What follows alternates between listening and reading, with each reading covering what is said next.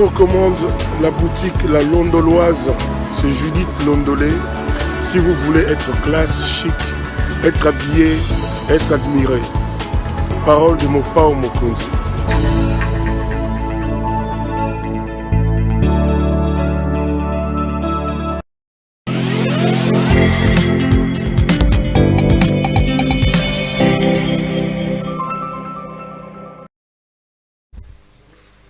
Madame, Messieurs, bonjour et bienvenue à ce nouveau numéro de l'émission Contre nous soit dit, ce magazine d'analyse d'actualité politique, sociale, économique et même juridique qu'on a lancé ici à Sepel Télévision. Des questions importantes qui retiennent l'actualité dans plusieurs domaines sont mises sur la table. Un invité avec moi sur le plateau pour tenter d'en parler. Vous le savez, l'actualité dans le pays reste encore, à l'heure où nous parlons, dominée par cette incompréhension ou plutôt ces blocages au niveau de la Commission électorale nationale indépendante. Les confessions religieuses ne sont toujours pas d'accord. Qu'est-ce qu'il faut faire? On revient sur ça. On parlera aussi de cette épineuse qui est dossier RAM, sans pour autant oublier le FCC et Kabila. Qu'est-ce qu'ils deviennent après la gifle reçue de messieurs Félix Antoine Tshisekedi de Tshilombo? Un invité avec moi sur ce plateau pour la première fois, mais j'espère que ça ne sera pas la dernière fois, c'est monsieur Alain Aleng. Monsieur Aleng, bonjour. Merci monsieur Pierrot. C'est une fierté aujourd'hui pour nous d'être invité dans cette grande émission Entre nous soit dit. C'est une émission en fait qui tous les Congolais désirent venir en fait intervenir. Donc c'est une fierté pour la population congolaise. Bienvenue chers frères dans cette émission. Je rappelle que vous êtes communicateur du PPRD, parti de Joseph Kabila. On dit que le PPRD c'est le parti de Kabila. Et c'est vrai que c'est Joseph Kabila qui est à l'initiative du PPRD? Écoutez, bien sûr que je suis communicateur du PPRD du FCC. Et le parti PPRD, c'est un parti politique qui a fait, en fait, la fierté de ces grands pays, qui continue à faire la fierté de cette grande nation. Et Joseph Kabila Kabange est bel et bien l'initiateur. Mais souvent aussi, vos détracteurs disent que c'est faux. Kabila a organisé 3 cycles électoraux. Il ne s'est jamais présenté sous la bannière du PPRD. Je n'ai jamais vu Kabila arborer des histoires à l'effigie du PPRD. C'était une guerre qui existait au niveau interne. D'abord au niveau de la MP, au niveau des MP, et puis même au niveau du FCC. Kabila, responsable du PPRD, il ne s'est jamais affiché en PPRD, lui.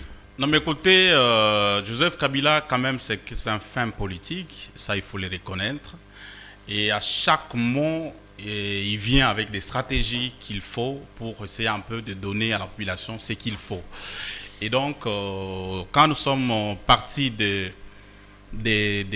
AMP, Alliance de la majorité présidentielle, et puis en 2011, on est venu avec la majorité présidentielle.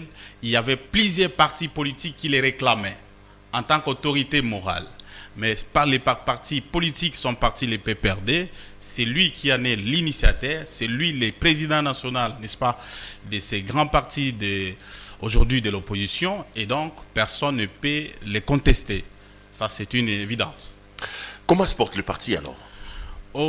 À l'heure actuelle, après l'escroquerie politique que nous avons eu n'est-ce pas, à assister après les élections de 2018, la population, n'est-ce pas, a porté son choix au niveau de la présidence à la personne de Félix Tshisekedi Tshilombo, membre de l'IDPS, mais au niveau des législatives nationales, provinciales, c'est l'FCC de Joseph Kabila qui a remporté, mais c'est à la mise. Mais malheureusement, après qu'ils se sont concertés ensemble pour mettre en place un gouvernement de coalition, et c'est là dans l'intérêt de la population. Mais avec le temps, nous avons compris que l'intérêt égoïste a beaucoup primé dans les camps de nos partenaires politiques. Cash, d'abord, et même dans l'interne, en tant que Cash, ne se mettait pas d'accord avec Vital Kamerhe d'un coup. Aujourd'hui, Vital Kamerhe, vous savez là où il se retrouve. Et ensuite, maintenant, on vient pour débaucher nos députés. Alors, c'est que vous faisiez aussi allègrement. Le roi du débauchage, c'est Kabila lui-même. Face à cette escroquerie politique, et Kabila, en tant qu'un homme, acteur politique qui a toujours primé les valeurs républicaines, il s'est effacé pour laisser la place, n'est-ce pas, à la raison. Aujourd'hui, son silence, tout le monde comprend que Kabila, c'est un homme qui a toujours privilégié l'intérêt de sa population. Ceux qui ont dit que nous devons mettre en place un gouvernement de warriors qui vont travailler pour la population, parce qu'à son temps, c'est les kabilistes qui les bloquaient. Aujourd'hui, vous êtes sans ignorer qu'il n'y a aucune action posée par ce gouvernement des warriors. Et si vous posez la question n'est-ce pas, dans toutes les 26 provinces de la RDC, aucune province aujourd'hui qu'on va dire que non, ici, ils ont fait ceci ou cela. Et donc, tout le monde a compris. Même la communauté internationale qui était à un certain moment sceptique, qui a failli même croire à cette diversion de l'IDPS, parce que vous êtes sans ignorer que l'IDPS a des atouts dans la confusion. Ils ont toujours cherché à faire la diversion, l'intox, pour amener, n'est-ce pas, la population dans cette distraction. La communauté internationale a tenté, a failli croire à ces informations mensongères, mais aujourd'hui, et la communauté internationale et la population congolaise, tout le monde a compris que réellement nous sommes face à des gens qui n'ont pas des qualités qu'il faut pour pouvoir produire un travail qu'il faut par rapport à ces mandats. Donc c'est une perte de temps, c'est 5 ans. Nous allons passer ça comme ça, de gauche à droite, et aujourd'hui, maintenant ils sont coincés, ils cherchent maintenant comment préparer la fraude électorale, parce que la population va les juger par rapport aux actions. Je posais la question de comment allait le PPRD, parce qu'à un moment donné, ici, vous avez quand même vécu des situations compliquées avec des gens qui réclamaient la tête d'Emmanuel Ramazani Shadari, qui contestaient son leadership. Je vais parler de Jimmy Ngalassi, par exemple. Vous étiez certainement dans ces mouvements-là, ou peut-être que vous n'étiez pas.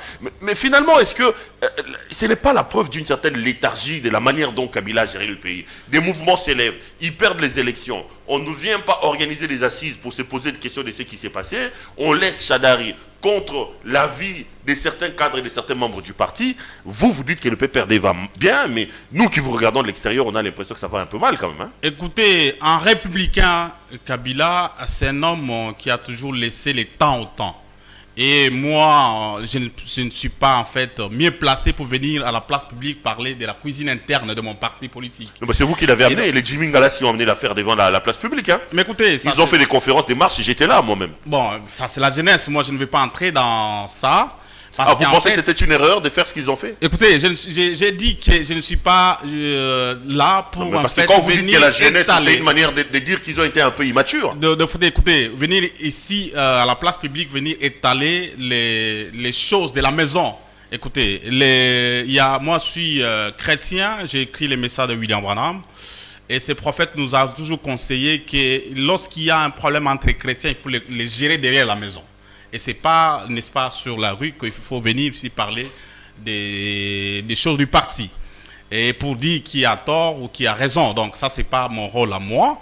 Mais néanmoins, Kabila, en tant qu'acteur politique incontournable, un acteur politique majeur dans ce pays, partant de ces 3 cycles électoraux organisés depuis son accession au pouvoir, et il nous a donné la chance, n'est-ce pas, d'avoir un président élu sortant et un autre président élu entrant, avoir une alternance pacifique au sommet de l'État, parce qu'en son temps, lorsqu'on voyageait, vous êtes en Zambie, au Botswana, en Afrique du Sud, vous êtes ailleurs en Europe, et nos amis d'ailleurs nous disaient qu'en RDC, on ne peut avoir un autre pays que si l'ancien est mort. Président. Oui. Un autre président, si l'ancien est mort. Donc ça ne faisait pas la fierté de notre pays. Moi, je voudrais avoir un président jeune, à moins de 50 ans, qui accepte d'organiser les élections avec les fonds propres de son pays, et que ces élections, c'est l'opposition, une partie de l'opposition qui les remporte. Il vient, organise, n'est-ce pas, la passation civilisée. Je crois une personne comme ça est ineffaçable dans l'histoire collective de son pays. Non, mais il n'a pas fait de gaieté des cœurs, hein? les Congolais se sont battus pour avoir cette alternance-là. Non, mais écoutez, s'ils voulaient les Rossi Mukendi sont des agitations. Et les Thérèse Kapangala ne seraient pas morts. Hein. Écoutez, nous avons nos héros, hein, les héros qui nous ont amené cette alternance, c'est pas Kabila, hein, monsieur Alenga. Monsieur Perrault, écoutez, ne nous valons pas la face. Je sais que vous êtes journaliste. Il y a plusieurs de vos collègues qui ont pris Kabila comme, n'est-ce pas, un fonds de commerce pour se faire élire ici à Kinshasa. Mais nous avons vu au Parlement, lorsque un député, une dame qui dénonce la circulation dans la salle de l'argent contre cette histoire pour étouffer l'histoire des rames, mais ce sont les mêmes qui vilipendent Kabila du jour le jour, qui étaient là en train de menacer la dame qui disait la vérité. Et donc, il faut cette histoire-là de parler Kapangala, tout ça, c'était une façon de nuire l'image de l'ancien président de la République. Kapangala n'est pas décédé? Écoutez, Rossi Mukendi n'est pas sous terre cela aujourd'hui. n'a rien à voir avec l'homme Kabila. Comme aujourd'hui, vous avez aussi des gens qui sont des fois victimes des manifestations. Nous avons vu avec l'histoire de Malonda ici. Aucune fois, on vous a vu, journaliste, en train de citer Félix Tshisekedi comme c'est lui qui est l'auteur principal, soit intellectuel de cette mort. Et donc, Kabila, aujourd'hui, l'histoire et puis la réalité retiendra que c'est un homme de grand cœur et il a toujours laissé le temps au temps. Après cette débat au niveau de la coalition, nos amis qui se sont vus, qui se croyaient malins, mais se sont tirés la balle sur le pied parce que la réalité les a rattrapés. Aujourd'hui, je ne vous informe pas, ils sont maintenant en train de chercher à boutiquer un dialogue qui va aboutir à un partage des postes. C'est que nous ne partageons pas cet avis-là, parce que pour nous, ce ne sont que des élections qui vont, n'est-ce pas, trancher s'il faut rester en train de gérer en 2023 ou pas. Est-ce qu'aujourd'hui, avec le recul, quand vous regardez, vous comme Congolais, comme intellectuel, ce qui s'est passé avec Félix Tshisekedi, vous ne regrettez pas certains comportements que vous avez quand même affichés avec le président? M. Tshisekedi nous a dit ici que vous l'avez humilié, vous avez. Est-ce qu'en faisant des analyses internes, ça j'ai fait vraiment appel à votre sens d'honnêteté, est-ce qu'il n'y a pas des choses que vous regrettez qui ont mis mal à l'aise la coalition que vous meniez à l'époque avec M. Tshisekedi? Non, mais écoutez, en toute rationalité, il faut comprendre que nous avons été embarqués dans une histoire sans réaliser que les partenaires en face n'étaient pas respectueux des accords. Ça, c'est une réalité incontournable.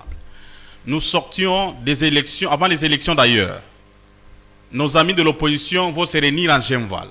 Kabila n'était pas là, mais après avoir conclu un accord, Foyou lui est porté comme candidat de l'opposition, mais après, vous avez la suite. Et après ça, vous avez les deux partis politiques aujourd'hui au pouvoir qui se sont réunis au niveau de Nairobi et on produit un accord cash. Et la suite aujourd'hui, Kamer est en prison, n'est-ce pas? Et cette thèse-là, les gens ne veulent pas en fait la présenter. Ensuite, c'est les élections. Il y a l'accord FCC cash par rapport aux résultats des urnes. Et on devrait tous cheminer ensemble pour voir comment gérer le pays par rapport aux réalités en présence. Mais malheureusement, comme on a toujours dit, il est difficile de changer la nature d'une personne.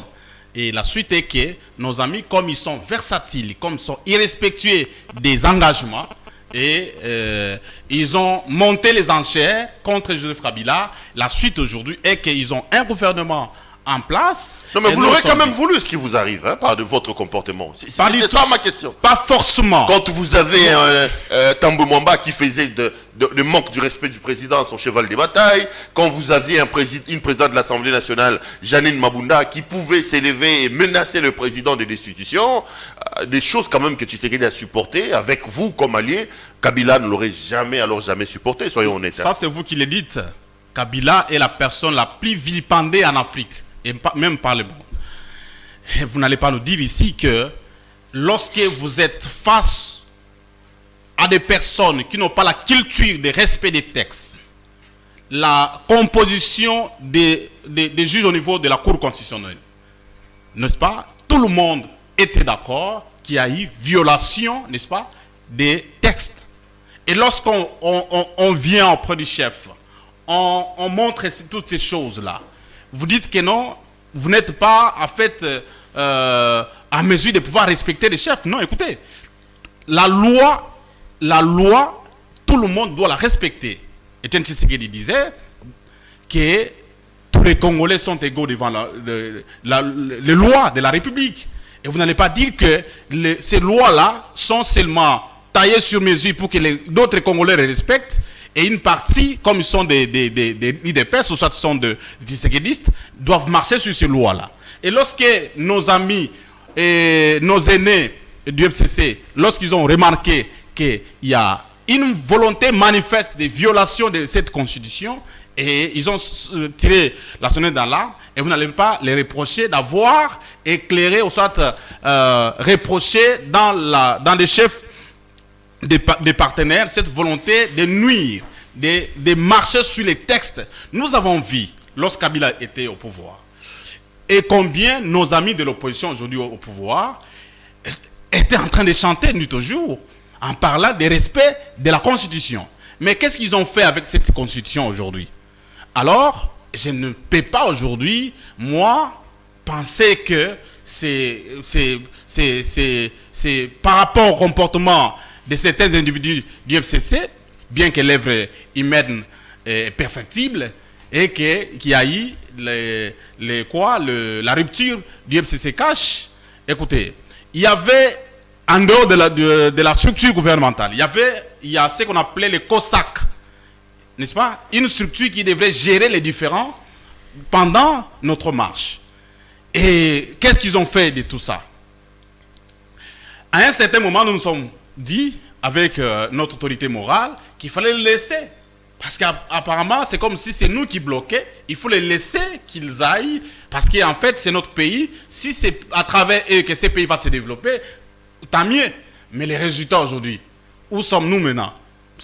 On vient avec des histoires qui viennent encore, n'est-ce pas, donner raison à tous ceux qui ont eu à gérer. Parce que Kabila, aujourd'hui, si vous parlez de Kabila, vous allez voir des routes asphaltées. Vous allez quitter Kinshasa vers Kasaï. Vous allez traverser chez moi au Bandundu. Sans problème. Vous avez les ponts Luangue, vous avez des routes asphaltées de Kasumbalesa à Lumbashi. Avant Kabila, il n'y en avait pas. Mais avec les régimes ici de Tchidegelo, vous allez nous parler de quoi? On a monté l'histoire de 100 jours. 100 jours, c'est le détournement. On a parlé d'une histoire de plus de 450 millions de dollars. Nous avons souffert en tant que population kokinoise ici à Kinshasa avec l'histoire des sautes de moutons. Et dans le procès 100 jours, on n'a jamais fait allusion à ces procès, en fait à ces dossiers de 100 jours par rapport à la constitution des sautes de moutons. Je vous donne une information. Au niveau de quoi là? Au niveau de Pongabi, il était prévu qu'il y ait aussi un saut de moutons à ce niveau-là. Et l'argent était déjà débloqué, plus de 5 millions de dollars. Mais jusqu'à aujourd'hui, personne n'en parle. Et tout ça, c'est Kabila qui bloquait? Non. Il y a une volonté manifeste, la mauvaise foi des partenaires qui, nuit et jour, manipulaient même leurs militants, injuriant Kabila dans les médias, n'est-ce pas? Dans les réseaux sociaux et aucune action. Mais lorsque nous avons vu, mais à chaque fois qu'il y avait des partenaires du gouvernement, donc c'est-à-dire FCC, qu'il y avait des militants qui pouvaient s'exprimer librement, ils étaient inquiétés à l'imaginer en prison. Donc les cas sont légion. Aujourd'hui, nous sommes là. Il y a des histoires de déguisement, une série de déguisements illégaux. Vous avez vu, il y a 2 jours, ils se sont invités, les militaires qui s'invitent chez un civil des militaires, chez Zoé Kabila, pour aller déguerpir quelqu'un qui a un certificat d'enregistrement qui date de plus de 10 ans. Tout ça parce qu'il est de la famille Kabila. Et ce n'est pas un cas isolé. Chadari, les autres, et tout ça parce qu'ils sont kabilistes. Non, et toutes ces frustrations-là, n'est-ce pas, ça va aboutir à quoi? Ce sont des choses qu'il faut éviter. Alors, vous n'allez pas dire que c'est la mauvaise volonté de Kabila, ou soit de ses membres, ou tout ça. Non. À un certain moment, nous, on n'a pas compris que nos amis avec qui nous avons mis en place un gouvernement de coalition commencent à frapper sur nous et tirer sur nous à boulet rouge. À un certain moment, on s'est dit, bon, il faut se retirer et observer les choses de loin. Allez Alain, on va parler politique à présent. L'actualité politique, c'est d'abord ce blocage au niveau de la Commission électorale nationale indépendante. Vous le savez, les confessions religieuses n'ont pas réussi à se mettre d'accord. L'affaire se trouve désormais entre le maire et M. Mbosso. Peut-être que sa commission paritaire va présenter le dossier à la plénière. On a l'impression que là, la République ne fonctionne plus à cause de cette affaire de confession religieuse. Quelle est votre recette? D'abord, pour vous, qui est responsable de ce blocage? Qu'est-ce qui se passe? Et qu'est-ce que la République peut faire pour se sortir de cette situation de blocage? Écoutez, ici, il faut se dire des vérités en face. Nous sommes face à des plans de l'IDPS. Le premier plan est que il faut à tout prix faire quoi? Glisser. Parce qu'il n'y a pas d'action pour convaincre la population à lui faire encore confiance. Kabila l'a fait aussi, hein? La République ne s'est pas arrêtée, donc ils peuvent glisser, il n'y a pas de problème. Ça, c'est vous qui le dites. Alors, Kabila n'a pas glissé, il ne devait pas partir en 2016. Mais écoutez, ça, ce sont des évidences. Devant des évidences, on s'était. Mais ici, Kabila était fin mandat. Mais c'est la première fois au monde qu'un président, le premier mandat, il cherche à glisser. Ça, c'est honteux. Alors, pour ne pas, en fait, se perdre, la deuxième stratégie du régime en place, c'était chercher à mettre à tout prix quelqu'un qui va tricher pour eux. Et la carte, c'est Denis Kadima. Heureusement, la vigilance populaire a fait que nous puissions, n'est-ce pas, dénicher ces deux stratégies occultes. Alors, la loi portant fonctionnement et organisation de la CENI, récemment votée au niveau du Parlement, dit qu'il y a 3 composantes qui sont censées amener des candidats, la désignation des candidats. Alors, ces composantes sont l'opposition parlementaire, aujourd'hui c'est l'FCC, n'est-ce pas, avec la MOUCA, la majorité des palissades, permettez parce qu'il y a des jupes qui circulent, la majorité parlementaire, et ensuite, vous avez la société civile dans son ensemble. Mais au sein de la société civile, il y a cette composante confession religieuse qui devrait désigner le président de la CENI et puis un membre de la plénière. Alors, à cette étape-là, au niveau des confessions religieuses, je l'ai dit tout à l'heure, qu'en son temps, en 2020, lorsque Mabunda était président de l'Assemblée nationale, les 6 confessions religieuses nous ont présenté ici Rossard Malonda. N'est-ce pas? Et le chef de l'État a refusé de prendre acte en disant qu'il n'y a pas consensus. Ce qui a fait qu'aujourd'hui qu'on recommence l'opération. Alors, maintenant, nous avons tous suivi qu'au niveau du traitement des dossiers de tous ces candidats qui étaient, n'est-ce pas, portés par des différentes religions, lorsqu'on arrive à la candidature de Denis Kadima, il y a des pasteurs, parmi les 6 aujourd'hui, qui ont témoigné que c'était un candidat porté par le régime en place. Le président de la République. Et qu'il était proche, le candidat du chef. Heureusement que la Senko était prudente. Elle a enregistré toutes ces conversations. Un autre pasteur qui va dire que moi j'ai été, n'est-ce pas, approché au niveau de l'hôtel inverse. On m'a proposé une Jeep avec $100,000. Alors, et par rapport à tous ces faits-là, n'est-ce pas, ils ont dit que c'est une candidature déjà entachée de plusieurs velléités politiques qu'il fallait mettre de côté pour chercher un autre. Mais on n'a pas compris qu'après, nos amis, n'est-ce pas, se sont transformés en défenseurs des mêmes candidats qu'ils ont décriés et les cesser en responsables. Et la Senko, elles se sont dit qu'il faut, n'est-ce pas, tirer les choses au clair. Et c'est ce qui nous a menés, n'est-ce pas, jusqu'à ce niveau.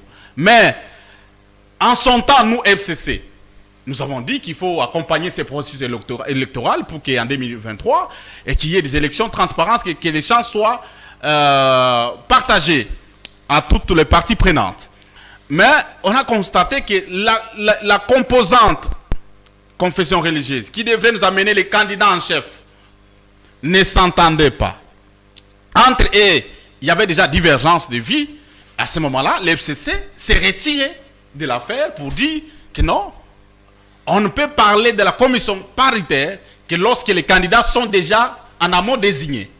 Et dès lors qu'il n'y a pas consensus au niveau des confessions religieuses, nous, FCC, en tant qu'opposition, on n'envoie personne.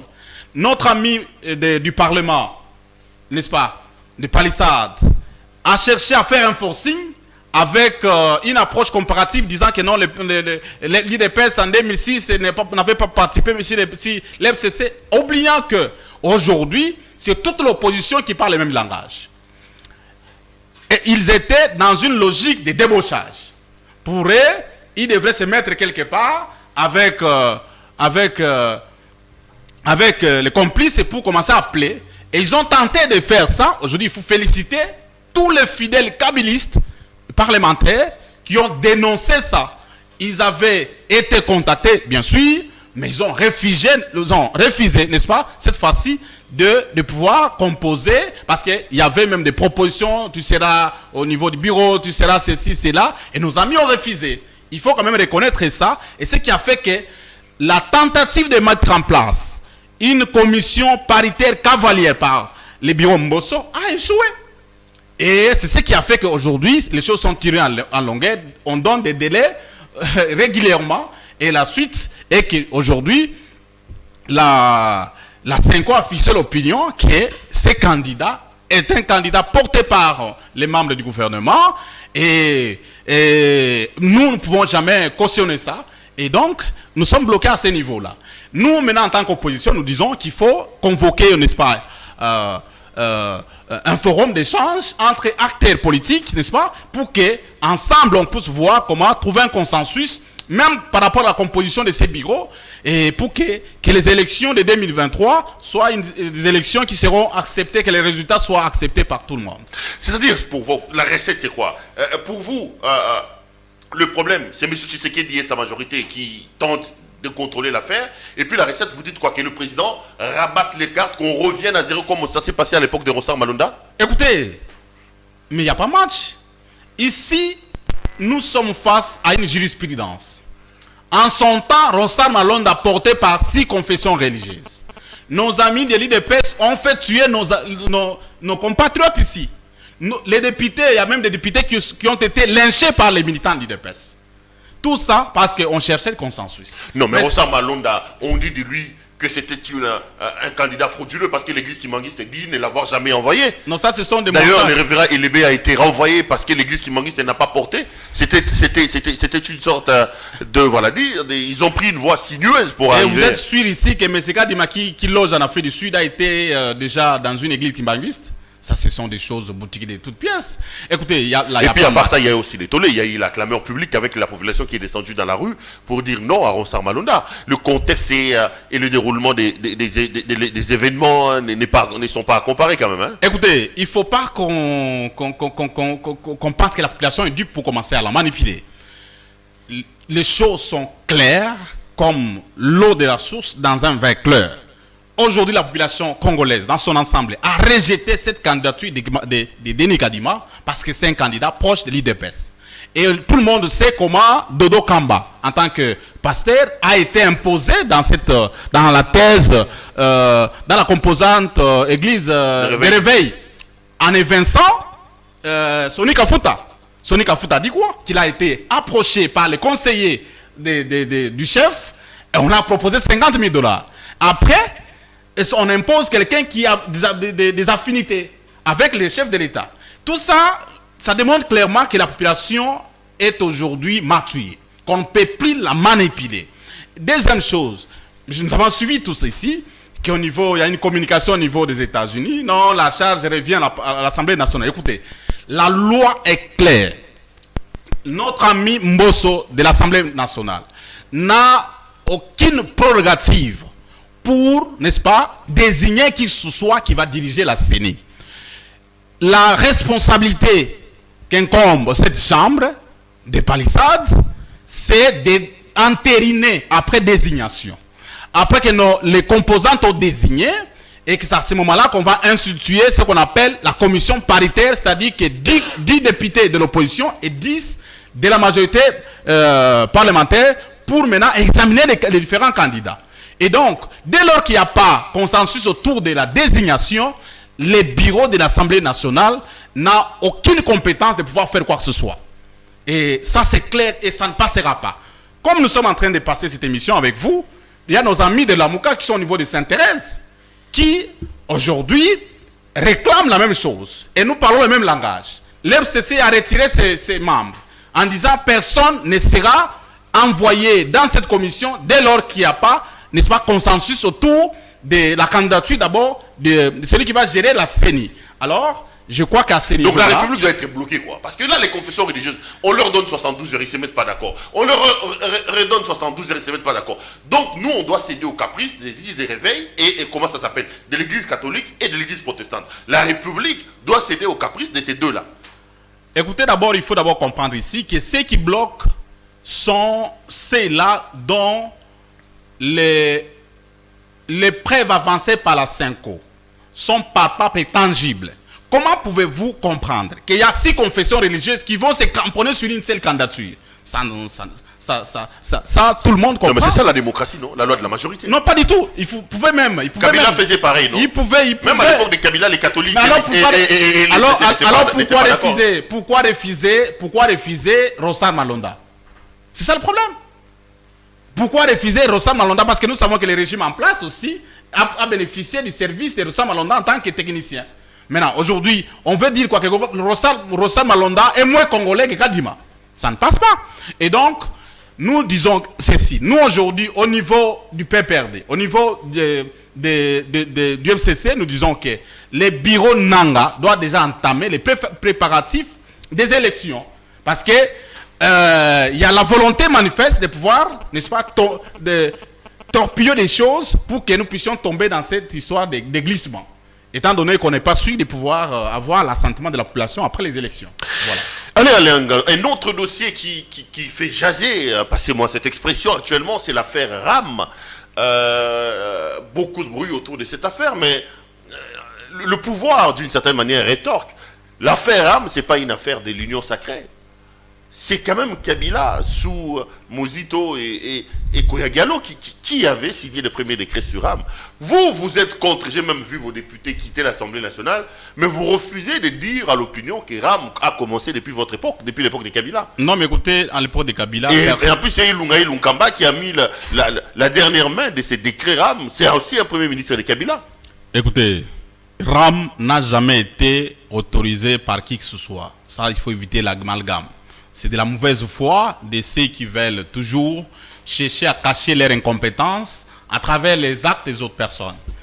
Lorsqu'on parle de ces décrets-là, nulle part, on a vu l'escroquerie comme nous sommes en train de la vivre aujourd'hui, que vous vous levez le matin et que vous vous approvisionnez en unités cellulaires et puis que vous constatez que ces unités sont parties sans que vous puissiez, n'est-ce pas, émettre un appel. Moi, je suis économiste de formation. Il y a ce que nous appelons les contribuables.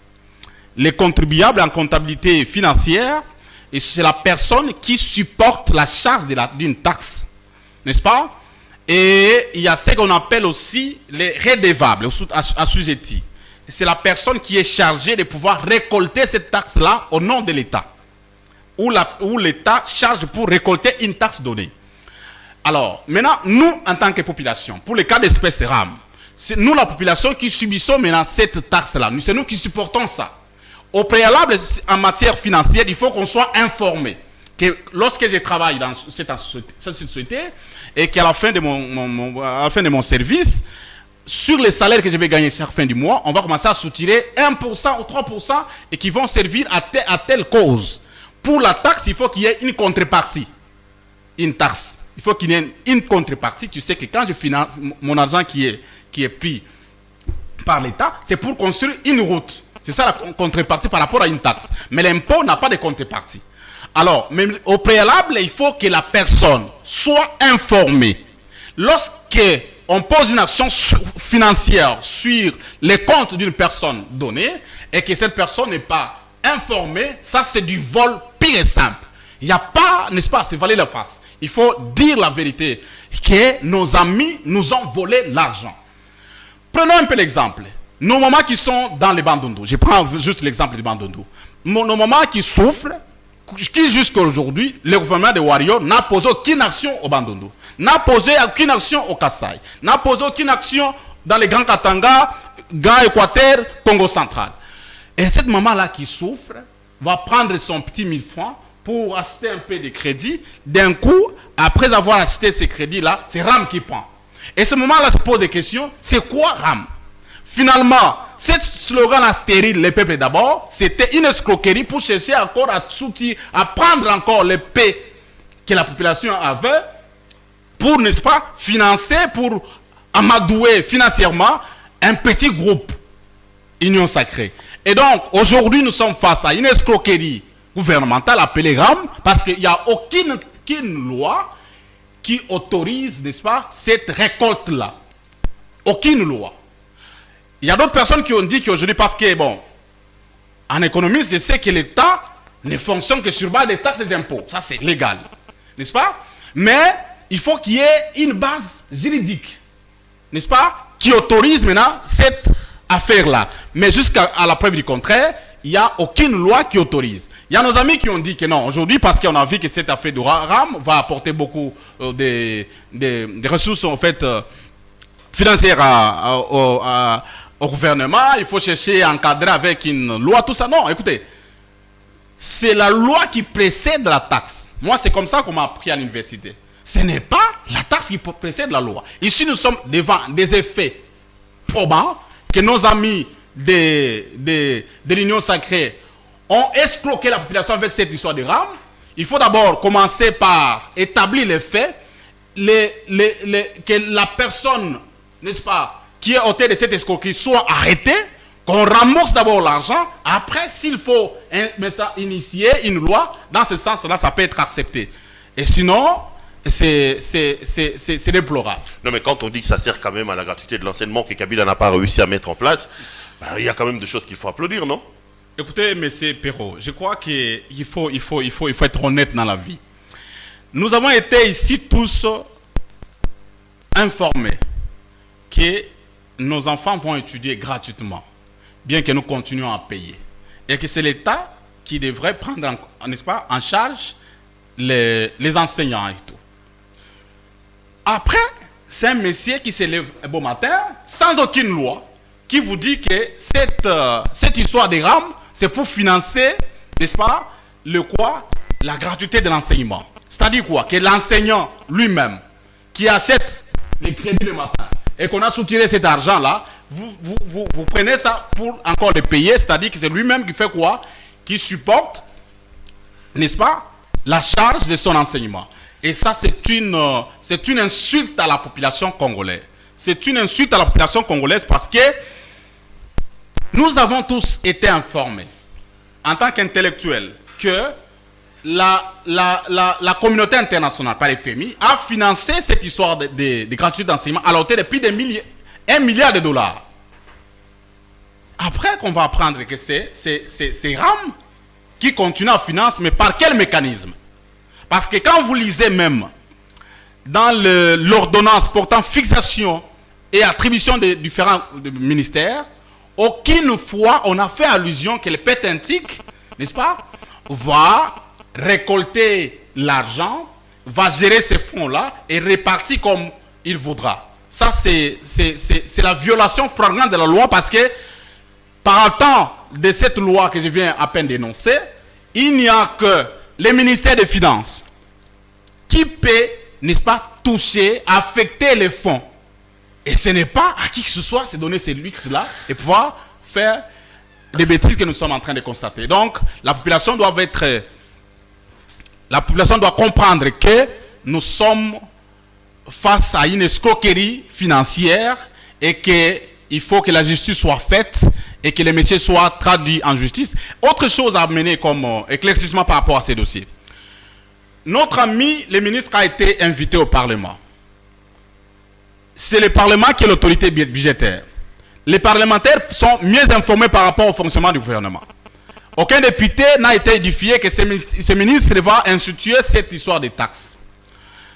Il vient au niveau du Parlement sans argument fondé et dit que je suis choqué par les mots utilisés par des députés. Donc, la notion même de respect par rapport à l'organe, on n'a pas intériorisé ça. Et ça démontre clairement que nous sommes face à des gangstéristes à un régime dictatorial qui veut imposer tout et que tout le monde doit suivre. Autre chose, aujourd'hui, après qu'on a donné les délais de 48 heures pour qu'ils viennent, n'est-ce pas, apporter ces éléments de défense par rapport à toutes ces allégations, notre ami a pris fuite. En avançant, je ne sais pas, c'était un certain vendredi, il fallait participer à un conseil des ministres et de suite, ils ont obtempéré. Le lundi qui devrait venir, après, il n'est pas venu, et on arrive le mercredi. Maintenant, le Parlement, le bureau du Parlement Palissade veut chercher maintenant de jouer cette manœuvre, chercher à faire quoi? À traiter d'autres matières en laissant la précédente de l'autre côté. En tant que scientifique, nous comprenons d'abord qu'il y a outrage au Parlement. Parce que le ministre n'a pas répondu, n'est-ce pas, n'a pas répondu à l'invitation du Parlement par rapport au délai qu'il avait sollicité. Ici, il faut directement initier une motion de censure pour que ces ministres puissent démissionner. C'est ce qui est en train d'être fait, me semble-t-il. Il semble que les députés ont signé. Allez, on va arrêter cette émission. On va terminer par là. Parce que bon, je voulais quand même qu'on aille, on est à la 45e minute. Je voulais qu'on aille jusqu'à la 50e minute. Mais bon, on me signale à l'oreillette qu'il y a quelques petits problèmes, notamment au niveau logistique, avec le courant qui nous pose un peu de problème ici. Monsieur Alain Alang, ça a été la première fois, mais j'espère que ce n'est pas la dernière. Merci d'avoir accepté notre invitation. Et merci de nous avoir rendu visite. Écoutez, merci, c'est moi qui vous remercie d'abord par la qualité de l'émission et même je suis flatté par la hauteur. Merci beaucoup, merci. Vous reviendrez, croyez-moi. Madame, Monsieur, cette émission est terminée. Je rappelle ce soir que notre invité c'était donc Alain Alang, qui est communicateur du PPRD et du FCC. Merci à l'équipe technique qui a fait un travail remarquable pour me permettre d'entrer en contact avec vous. Je vous retrouve demain pour un autre numéro. Bonsoir chez vous.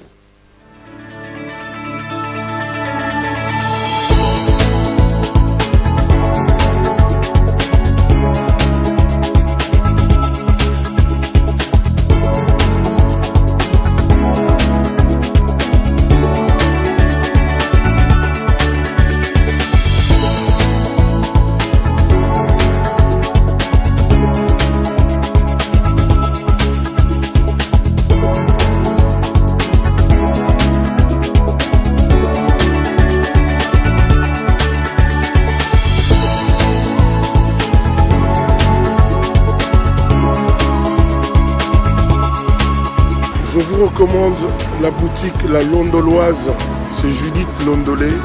Si vous voulez être classe, chic, être habillé, être admiré. Parole de Mopao Mokonzi.